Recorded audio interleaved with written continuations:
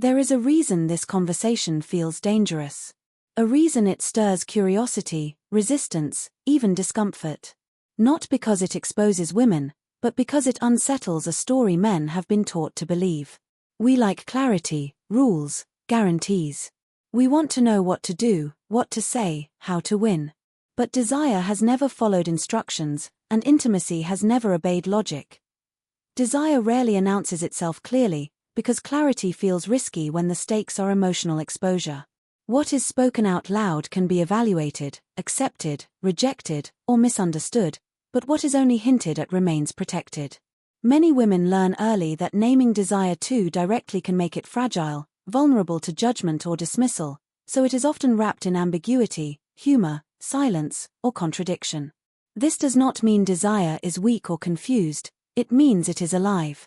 It breathes in the space between words, in pauses, in what is carefully left unsaid. Desire wants to be discovered, not demanded, because discovery implies curiosity and presence, while demands create pressure and performance. When desire is reduced to explicit requests or mechanical expectations, it loses its charge. The erotic thrives on imagination, anticipation, and uncertainty. It is less about the object of desire and more about the emotional climate in which it exists. Hints, glances, shifts in tone, and subtle changes in energy often carry more meaning than direct statements ever could. This is why many women feel deeply seen not when a man asks the right question, but when he notices what changes without being told. Attention becomes a form of intimacy. Awareness becomes an invitation. Avoidance also plays a role, not as manipulation, but as self-preservation.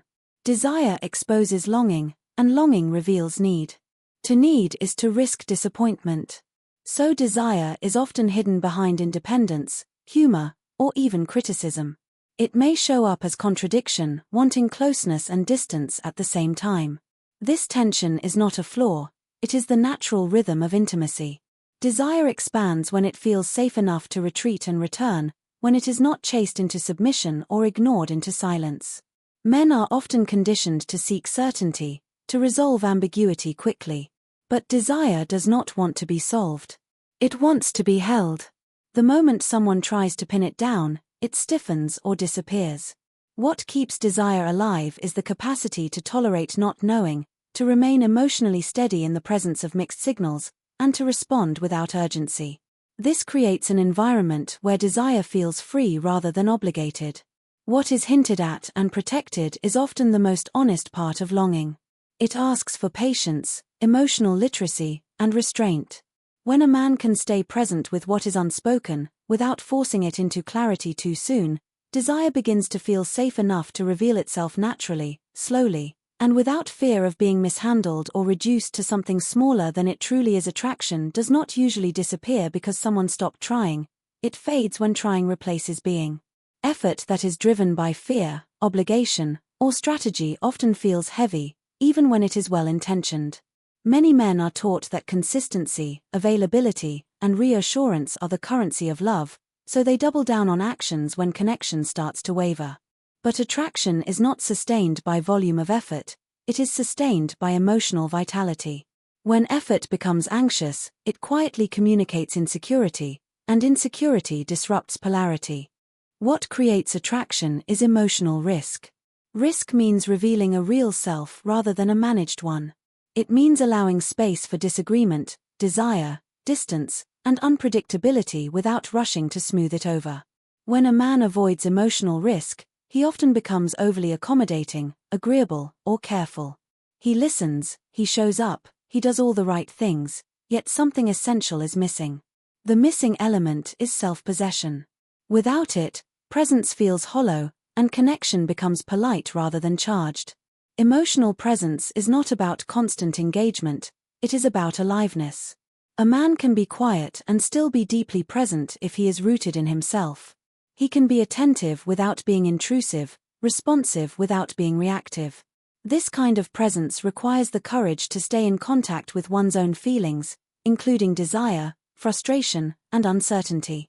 When those feelings are suppressed in the name of keeping peace or maintaining approval, attraction slowly drains away.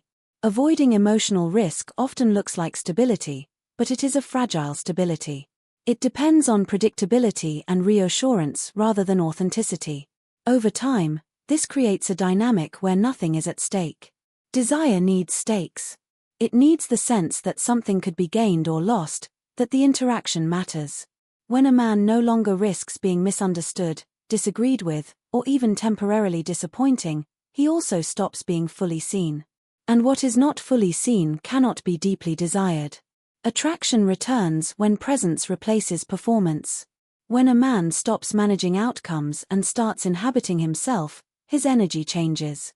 He is no longer trying to secure connection, he is offering it. This shift is subtle but powerful. It communicates confidence without control and interest without dependence. Emotional risk does not mean drama or volatility, it means honesty paired with steadiness. The paradox is that effort is still required, but it is a different kind of effort. It is the effort to remain open, grounded, and self-directed, even when the response is uncertain. This is what keeps attraction alive, not because it guarantees connection, but because it restores the sense of aliveness that desire depends on to exist at all. What is often labeled as mystery is rarely a deliberate attempt to confuse or withhold, it is more commonly a shield. Mystery becomes a way to stay connected without becoming exposed. For many women, revealing too much too quickly has historically carried consequences, being judged, diminished, pressured, or misunderstood, so ambiguity evolves as a form of emotional intelligence. It allows closeness with control, intimacy with boundaries.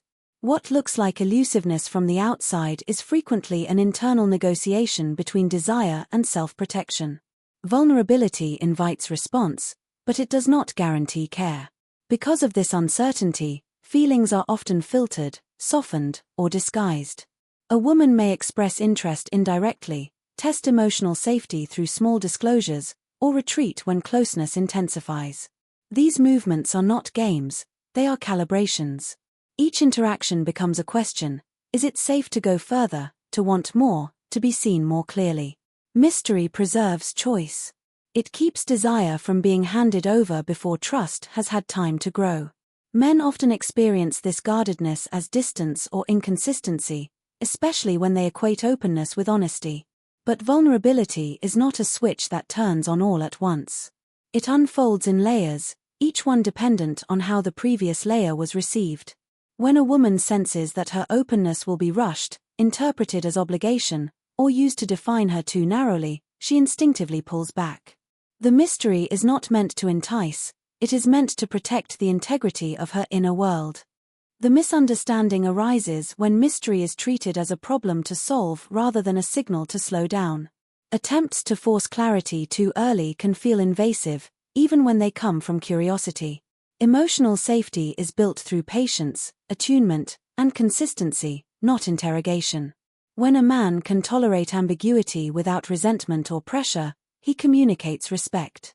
He shows that he values the person more than access to information. Over time, mystery dissolves naturally in the presence of safety.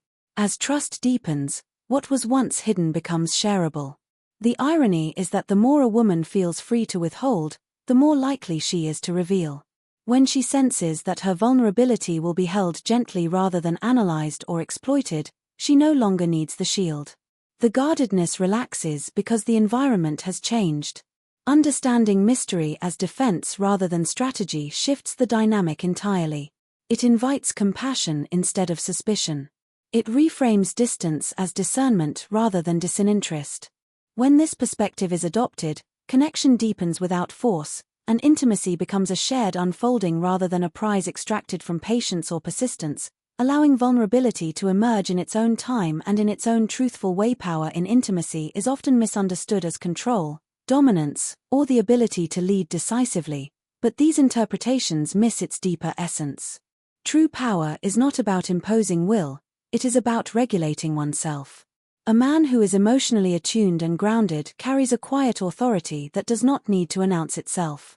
This kind of power comes from knowing one's inner state, owning it, and remaining steady even when emotions intensify. It is felt as safety rather than pressure, as confidence rather than force. Attunement requires listening beyond words. It is the ability to sense shifts in mood, energy, and rhythm without immediately reacting or taking them personally. When a man is attuned, he notices when closeness feels nourishing and when it feels overwhelming. He adjusts without disappearing or overcorrecting. This flexibility signals emotional intelligence.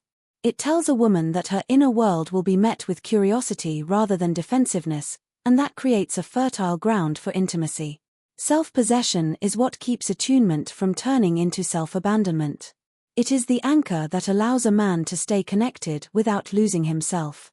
When he knows his values, desires, and limits, he does not need to dominate to feel powerful. He can say no without withdrawal and yes without resentment. This clarity is deeply attractive because it removes the burden of emotional management from the other person. Intimacy becomes a meeting of two whole individuals rather than a negotiation for approval. Dominance seeks compliance, attunement invites responsiveness. One compresses desire, the other expands it. When power is expressed through control, it often triggers resistance or submission, neither of which sustains genuine attraction. But when power shows up as emotional steadiness, it allows space for play, curiosity, and mutual influence. A woman can relax into her own desire when she senses that the man in front of her can hold intensity without being overwhelmed or needing to control the outcome. This form of power also includes the capacity to tolerate discomfort. Intimacy inevitably brings moments of tension, misunderstanding, or frustration. A self-possessed man does not rush to fix these moments or assign blame. He stays present, breathes through the unease, and remains available. This steadiness communicates maturity. It says that connection does not collapse at the first sign of difficulty, and that emotional storms can be weathered without losing respect or desire. When attunement and self-possession come together, power becomes relational rather than hierarchical. It flows between two people instead of sitting with one. This shared power heightens attraction because it creates polarity without fear, closeness without fusion, and passion without instability, allowing intimacy to deepen in a way that feels both exhilarating and secure at the same time. The idea that there is a secret about women implies that understanding them is the ultimate goal, but this framing quietly misdirects attention away from where real transformation occurs. What shapes connection most profoundly is not how well a man deciphers another person, but how deeply he is in relationship with himself. When a man is disconnected from his own inner life, no amount of insight into someone else will create lasting intimacy. The focus on figuring women out often becomes a substitute for the harder work of self-awareness, emotional responsibility, and inner coherence. How a man shows up to himself determines the emotional tone he brings into every interaction. If he is at war with his own desires, ashamed of his needs, or afraid of his emotions, that tension does not stay hidden. It leaks into his presence as urgency, withdrawal, or control. Women may sense this before it is ever articulated. What feels confusing or inconsistent on the surface is often a response to that unspoken inner struggle. Attraction is less about technique and more about resonance, and resonance comes from alignment within. Self-connection creates clarity. A man who knows what he wants does not chase validation to confirm his worth. He can desire without clinging and offer without bargaining. This groundedness allows him to meet a woman as she is, rather than as a mirror for his unmet needs. When he is honest with himself, he does not need to manipulate dynamics to feel secure. His presence becomes simpler, calmer, and more trustworthy. This inner work also cultivates emotional generosity. When a man is resourced internally, he can be curious rather than defensive, patient rather than demanding. He does not need immediate reassurance because he is not outsourcing his stability. This is often what women respond to most strongly, even if they cannot name it. It feels like being met by someone who is already standing on solid ground, someone who can invite closeness without needing it to survive. The secret, then, is not hidden in female psychology, but in masculine integrity. When a man lives in alignment with his values, boundaries, and desires, he becomes less reactive and more present. He listens without disappearing and expresses himself without overpowering. This balance is rare, and its rarity is what makes it compelling. It shifts the dynamic from pursuit to mutual recognition, from anxiety to choice. In this way, the question stops being what do women want and becomes who am I when no one is watching. The answer to that question shapes every relationship that follows, because intimacy is not something that is achieved through strategy, but something that emerges naturally when a man is at home within himself.